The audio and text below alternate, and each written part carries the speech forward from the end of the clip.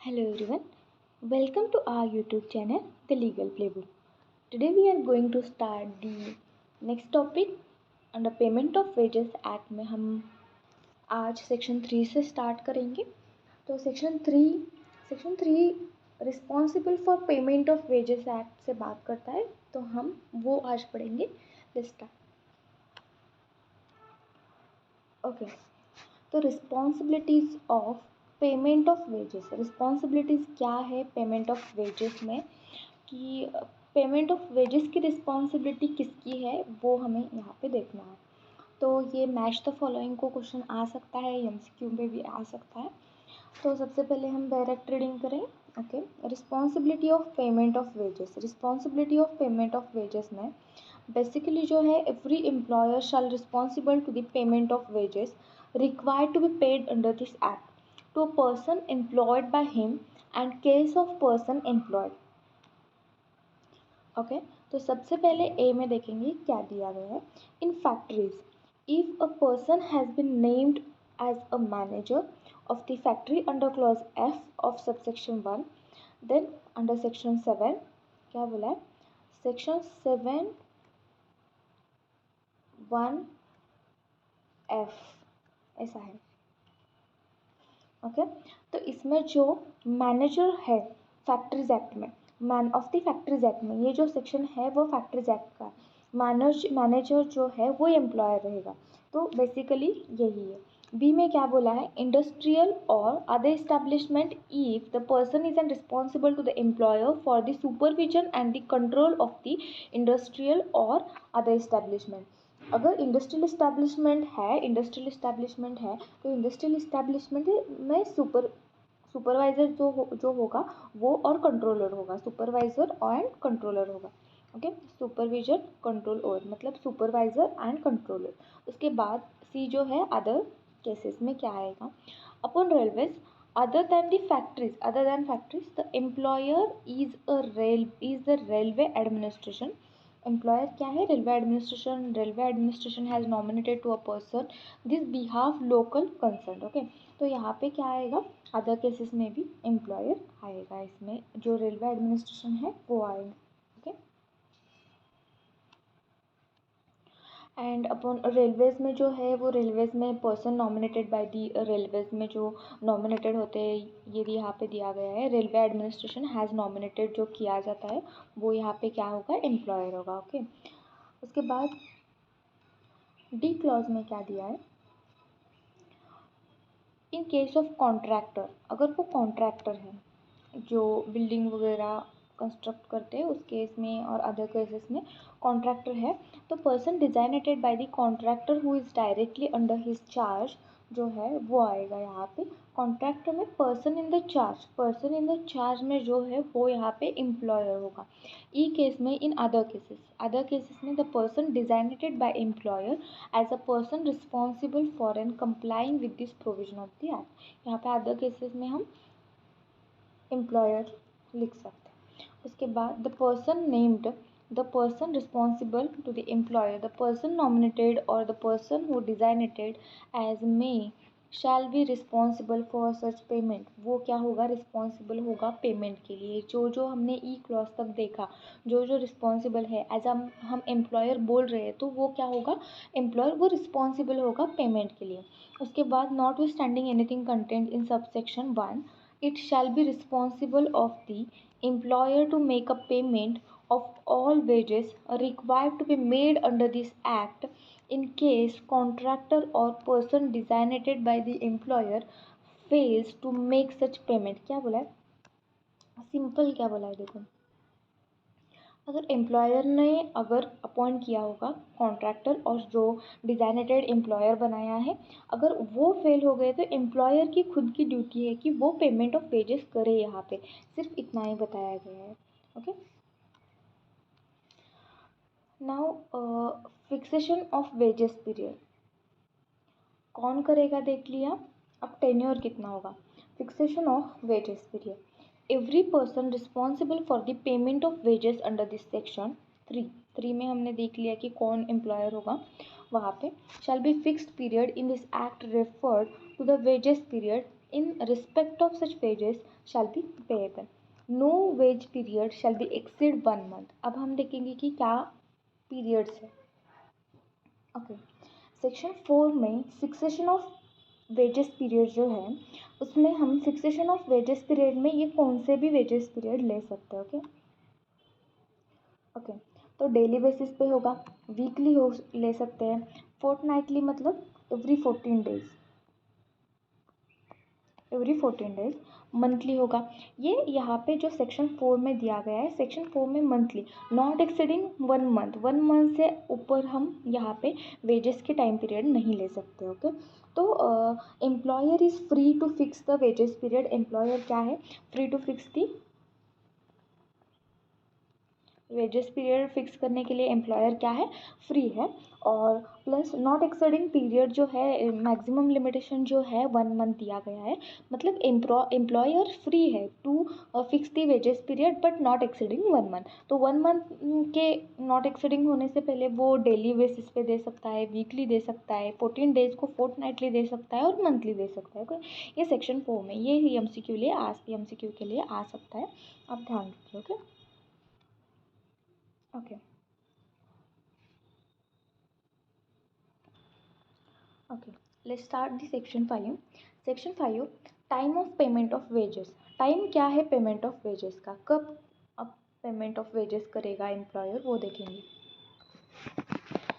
Section 5 इसमें क्या बोला है, time of payment of wages में क्या आता है, तो the wages of every person employed upon, the wages of every person employed upon और इन, फर्स्ट जो है ए में, इन रेलवे, फैक्ट्री, इंडस्ट्री और अदर इस्टेब्लिशमेंट अपॉन और which is less than 1000 rupees, less than 1000 rupees से कम है, तो शैल be paid before the expiry of 7 days.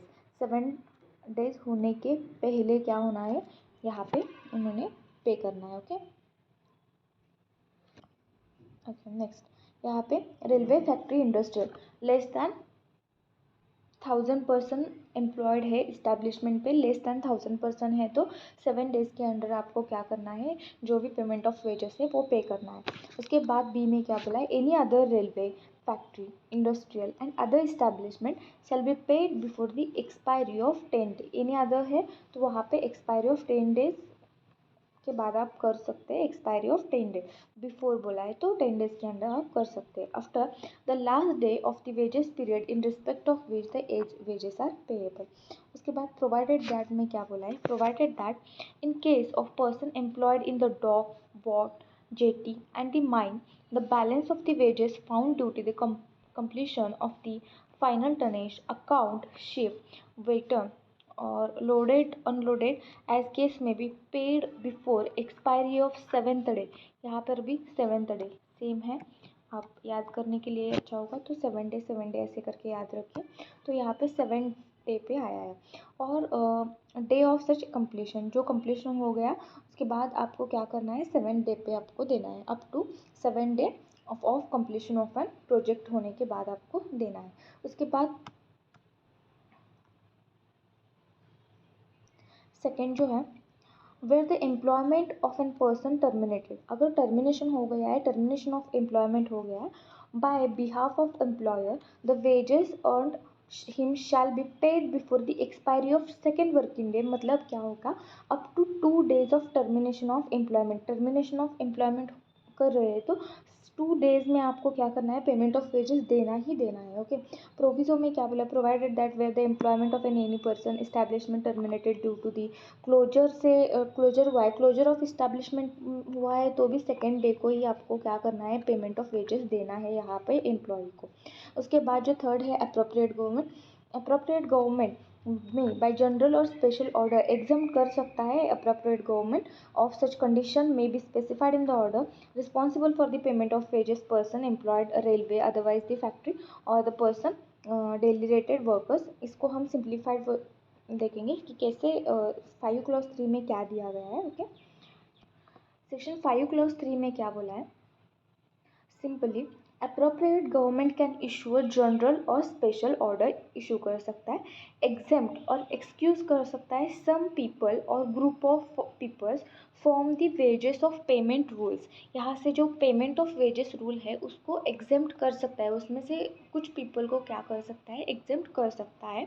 और रूल्स इन दिस सेक्शन में this applies to people working on the railways but not in the factory.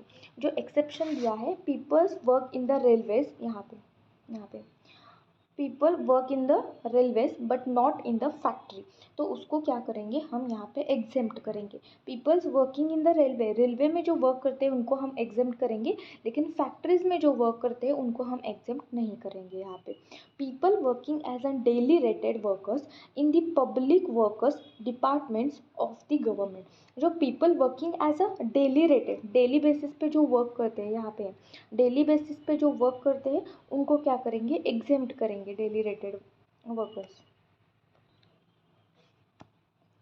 जो daily rated workers है यहाँ पे, daily rated workers and जो person employed यहाँ पे, दोनों यहाँ पे आएंगे। ओके, इतना ही याद रखना है। इस सबसेक्शन जो 3 है इसमें क्या याद रखना है, एम्प्लॉयड अपॉन द रेलवे में जो एम्प्लॉयड करते हैं उनको एग्जाम्प्ट किया गया है, लेकिन फैक्ट्री में अदरवाइज देन द फैक्ट्री बोला है तो फैक्ट्री पे अप्लाई नहीं होगा। And employ as rated, daily rated जो है उनको अप्लाई नहीं होगा, ये डेली रेटेड बेसिस पे जो है पेमेंट ऑफ वेजेस नहीं अप्लीकेबल होगा। ओके, ये इस सेक्शन में 2 ही इंपॉर्टेंट है, एमसीक्यू में आ सकता है। रेलवे एंड डेली रेटेड को एग्जाम्प्ट किया गया है, फैक्ट्री को नहीं एग्जाम्प्ट किया है। Okay. However, if the exemption is for the daily rated workers के लिए in the जो पेमेंट ऑफ वेजेस एक्ट है, देन दी मतलब पब्लिक वर्कर्स डिपार्टमेंट जो है उसमें, तो then the government must first consult with the central government से उसको उनको कंसल्ट करना चाहिए। ये प्रोवाइडेड दैट में दिया गया है।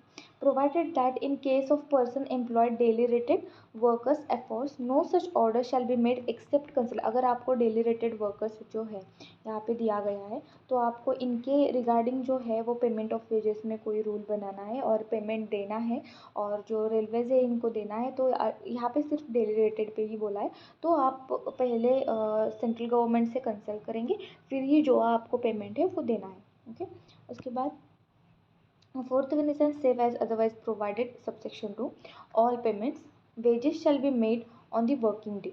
जो वेजेस है वो वर्किंग डे पे ही होगा, वीकेंड्स पे नहीं होगा और हॉलीडेज़ पे। यहाँ पे जो पेमेंट करने के लिए जो है और वेजेस लेने के लिए आप एम्प्लॉय को वहाँ पे वीकेंड पे बेसिस पे नहीं बुला सकते। ओके, तो जो है वो आपको वर्किंग डे पे ही एम्प्लॉय को पेमेंट लेने के लिए बुलाना है। ओके, तो हम शॉर्ट में अब समरी देखेंगे कि क्या समरी है इसमें। तो बेसिकली जो समरी है तो इसमें सेक्शन 5 का जो समरी है, सेक्शन 5 में एक क्लॉज में दिया है, अगर जो 1000 पीपल हैं उससे कम पीपल इस्टेब्लिशमेंट में होंगे तो 7 डेज सक्सीडिंग जो मंथ है उसमें देंगे। उसके बाद बी में क्या दिया गया है, 1000 और मोर होंगे तो यहाँ पे अप टू 10 डे और सक्सीडिंग मंथ में, जो सक्सीडिंग मंथ है नेक्स्ट डे में अप टू 10 डेज में उनको क्या करना है, पेमेंट देना है। सी में क्या बोला है, सी में बोला है प्रोविज़ो बोला है। वो प्रोविज़ो में डॉक्स वर्कर्स माइंस जो है ना, डॉक्स वर्कर्स माइंस पे जो काम करते हैं उनको 7 डेज में, डॉक्स वर्कर्स माइंस पे जो काम करते हैं उनको 7th डे पे आपको क्या करना है, पेमेंट देना है। जो आफ्टर कंप्लीशन ऑफ, जो आफ्टर कंप्लीट यहाँ पे प्रोजेक्ट बेसिस पे होता है ना, तो आफ्टर कंप्लीशन ऑफ प्रोजेक्ट पे आपको 7 डे पे देना है। जो 1000 जो है लेस देन 1000 है 7 डे, एंड जो डॉग वर्कर्स माइंस पे जो है वो भी यहाँ पे 7 डे, ऐसे आप करके याद रखिए। उसके बाद जो है 5 क्लॉज 2 में दिया गया है डी में, डी पॉइंट में, तो टर्मिनेशन ऑफ एम्प्लॉयमेंट है, टर्मिनेशन ऑफ एम्प्लॉयमेंट है तो इस बेसिस पे, टर्मिनेशन ऑफ एम्प्लॉयमेंट के बेसिस पे, टर्मिनेशन के बेसिस पे 2 डेज, सेकेंड डे में आपको क्या करना है, टर्मिनेशन कर रहे हैं आप तो सेकेंड डे में आपको क्या करना है, पेमेंट करना है, वेजेस का पेमेंट करना है।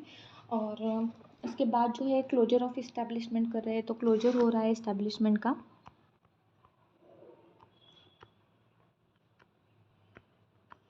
इसमें भी आपको second day from the closure of establishment, second day को from the closure of establishment में आपको क्या करना है, पेमेंट करना है। Okay. And last and most important point जो है आपको एमसीक्यू में आ सकता है, जो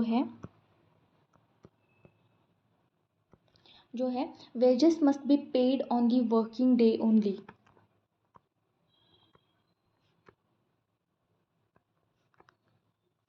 पेड ऑन